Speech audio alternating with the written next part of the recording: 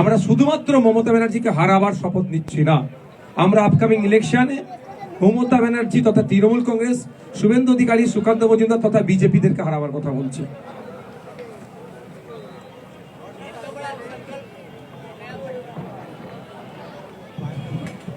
দেখুন, আমাদের বার্তা এক একটা বক্তা এক এক বিষয়ে দিয়েছেন, এক এক বিষয়ে চর্চা করেছেন। আমি যে বার্তা দিচ্ছি সমাজের কাছে, আপকামিং বিধানসভা ইলেকশনে যদি বাংলার মানুষ আমাদেরকে সুযোগ দেয়, আমরা একটা সুষ্ঠু সুন্দর সমাজ ব্যবস্থা গড়ে তুলব।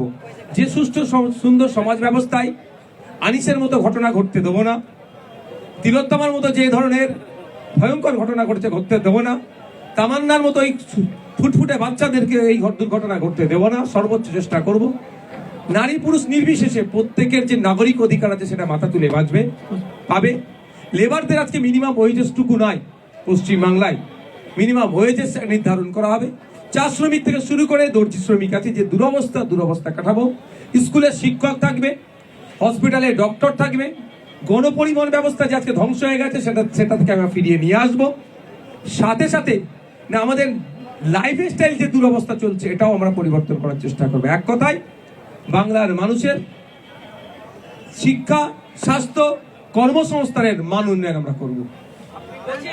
বিভিন্ন জায়গায় বিশাল বাধা দেওয়ার পরেও দেখছি আপনারা এখানে জমায়েত হয়েছে। তার পিছনে তৃণমূল কংগ্রেস রয়েছে। তৃণমূল কংগ্রেস নেতা অনুব্রত মণ্ডল আজকে বলেছেন যে এসআইআর এর নামে বেশিরভাগ মুসলিমদের নাম বাদ দেওয়ার চেষ্টা করা হয়েছিল, কিন্তু আল্লাহ এবং ঈশ্বরের দোয়াতে সেটা করতে পারেনি।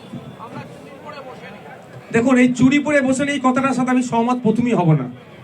চুরি পরে বসে নেই মানে কিসের ইঙ্গিত? এটা দুর্বলতার ইঙ্গিত। আমার মা, আমার বোন, আমার বেটি চুরি পড়ে না? আমার মা, আমার বোন, আমার বেটি চুরি পরে জেট ফ্লাইট উড়াচ্ছে। আমার মা, আমার বোন, আমার বেটি সুফিয়া কুরেশি, ভূমিকা সিং পাকিস্তানকে নাস্তানাবুদ করে দিচ্ছিল একটা অংশ, আমার বোন। সুতরাং এই চুরি পরে কথাটার প্রথমে আমি অবজেকশন দিচ্ছি। দ্বিতীয় কথা হচ্ছে সাপ হয়ে কামড়াচ্ছে, ওঝা হয়ে যাচ্ছে। 1000 মাত্র কম্পিউটার অপারেটরের যদি দিত, এই দুরবস্থায় তো হতো না নামের বানান ভুলের জন্য। মুসলিম যাদেরকে ডাকা হয়েছে তাদের একটা হেভি অংশ শুধুমাত্র নামের বানান ভুল, আকার একার, খাতুনের জায়গায় বিবি হয়েছে, বিবি খাতুনের জায়গায় বেগম হয়েছে, মোল্লা মোহাম্মদ আব্দুল করিম নাম, আব্দুল করিম মোল্লা মোহাম্মদ। এই কাজগুলোর জন্য তাদের ডাক পড়েছে। এটা ম্যানুয়ালে হলে হয়তো এই ডাকটা পড়তো না। যখন এআই সহযোগিতা নিয়েছে তো ব্যর্থ নির্বাচন কমিশন, কিন্তু 1000 কম্পিউটার অপারেটর প্রোভাইড করলো না কেন রাজ্য সরকার? এর দায় কিন্তু রাজ্য সরকারের প্রতিও বর্তায়। আজকের মঞ্চে আপনাদের মঞ্চে প্রকাশ আম্বেদকর তিনি উপস্থিত ছিলেন, তার দল কি আইএসএফ এর সঙ্গে জোট করছে এই রাজ্যে? দেখুন, জোট করাটা পরের প্রসঙ্গ, তার দলটাও পরের প্রসঙ্গ। সর্বপ্রথম পরিচয়, প্রকাশ আম্বেদকর জি বাবা সাহেব আম্বেদকর জির নাতি। যে বাবা সাহেব আম্বেদকর আমার আপনার হাতে 2 বছর 11 মাস 18 দিন অক্লান্ত পরিশ্রম করার পর একটা সংবিধান তুলে দিয়েছে। সেই সংবিধান আছে বলে আমি আজকে বুক ঠুকে বলছি, আমার বাড়িতে হিয়ারিং এর নোটিশ আসার পর আমি আতঙ্কিত নয়, বিকজ অফ আওয়ার কনস্টিটিউশনাল পাওয়ার। ওখানে আর্টিকেল 326 আমাকে ভোট দানের স্বাধীনতা দিচ্ছে। এই হচ্ছে বাবা সাহেব আম্বেদকরের দেয়া সংবিধানের। সুতরাং তার পরিবারের একজনকে নিয়ে এসে আমরা এটা বাংলায় এই মুহূর্তে আজকে সাংবিধানিক সংকটের দিকে দেশ রাজ্য এগিয়ে যাচ্ছে। বিরোধী কণ্ঠ কথা বলতে দিচ্ছে না।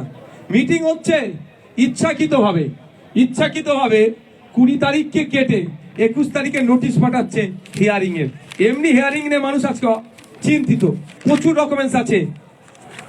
20 তারিখ ডেট হয়েছিল, কেটে 21 তারিখ করেছে। প্রচুর ডকুমেন্টস আছে, আমি জাস্ট দুটো আপনাদের দেখার আপনারা অবাক হবেন।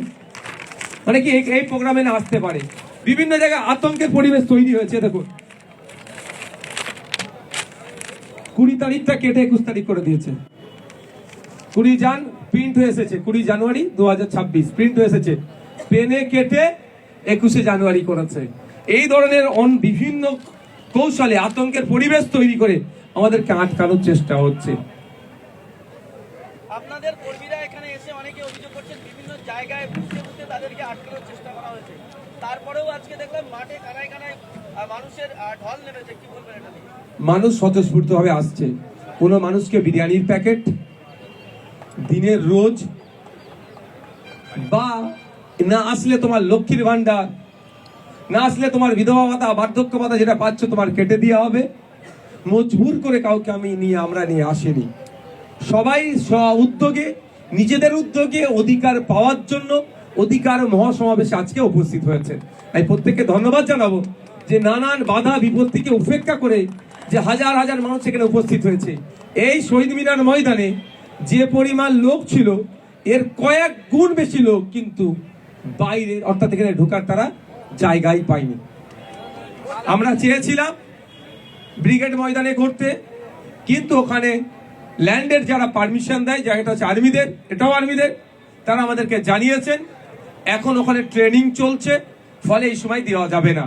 আর আমাদের এটা নির্ধারিত দিন, ফিক্সড ডে, সেই জন্য আমরা বাধ্য এখানে করলাম।